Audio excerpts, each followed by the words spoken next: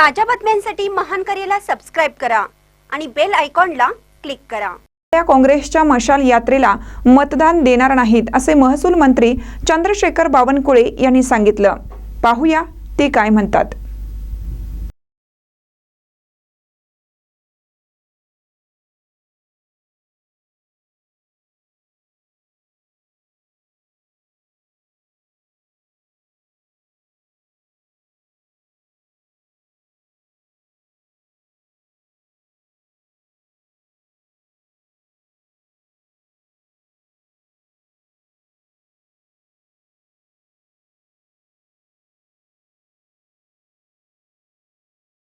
मशाल यात्रा निकाले या कोई भी यात्रा निकाले,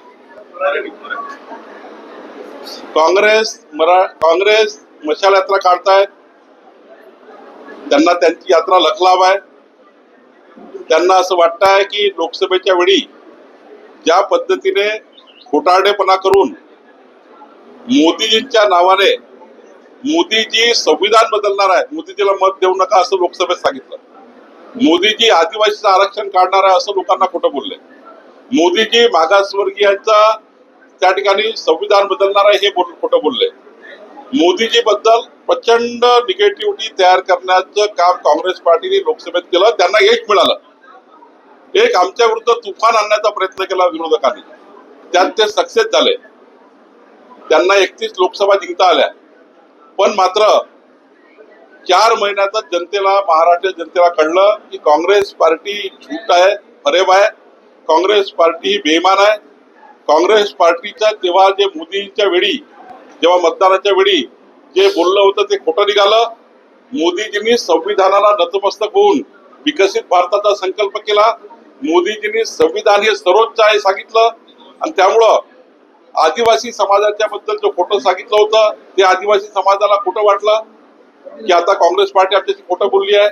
या साऱ्या मोदीजींच्या निवडणुकीमध्ये जे खोटं बोलले त्याचा बदला महाराष्ट्राच्या जनतेने विधानसभा निवडणुकीमध्ये घेतला।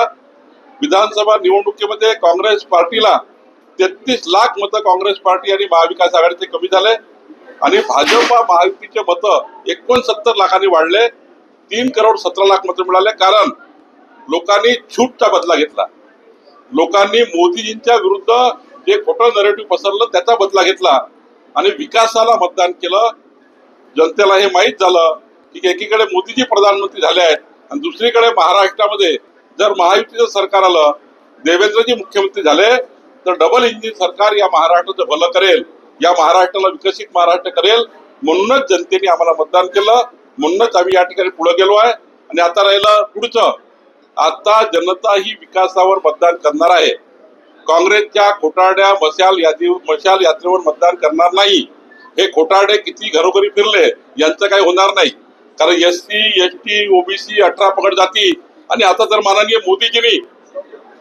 मोदीजींनी आता तर जातनिहाय जनगणनेचा निर्णय देशामध्ये केला। 18 पगड जाती 12 गुत्तेदार समाजाची जी मागणी होती की आमच्या समाजाचा प्रत्येकाचं वेगवेगळं जातीय जनगणना करून द्या, ती मान्य केली। आणि त्यामुळे 18 पगड जाती, SC ST OBC सारा समाज मोदींच्या मागे उभा आहे। आणि म्हणून या राज्यामध्ये आता कोणत्याही निवडणुकीला काँग्रेस कुठल्याही मार्गाने आली तरी भुईसपाट होणार आहे। आम्हाला 51.78% मिळाले विधानसभेला। यावेळी 55%च्या वर मतं घेऊन महायुतीचे सर्व आमचे नगरसेवक, सर्व जिल्हा परिषद मेंबर, सर्व महापौर, सर्व जिल्हा परिषद आमच्या निवडून येणार आहे। राहुल गांधींनी महाराष्ट्रात लोकसभा हो या विधानसभा निवडणूक आयोगाने राहुल गांधी कैसे देखते हैं?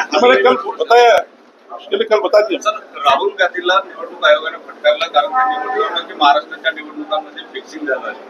देखिए, मी मगाशीच सांगितलं की राहुल गांधींनी ज्या पद्धतीने महाराष्ट्रामध्ये लोकसभा निवडणुकीमध्ये मोदींच्या विरुद्ध तुफान उभं केलं होतं, त्याच पद्धतीने निवडणूक आयोगाच्या विरुद्ध आणि माननीय देवेंद्रजींनी आजच्या लेखामध्ये स्पष्टपणे सारे संदर्भ दिले आहेत। कसं कसं या ठिकाणी निवडणूक आयोगाचं गठन झालं, कसं कसं काँग्रेस पार्टीने त्या ठिकाणी निवडणूक आयुक्त नेमले, त्यानंतर आमच्या सरकार आल्यावर देवेंद्रजींनी आजच्या लेखात आपण जर बघितलं दिसेल, मी त्यावर जास्त जाणार नाही।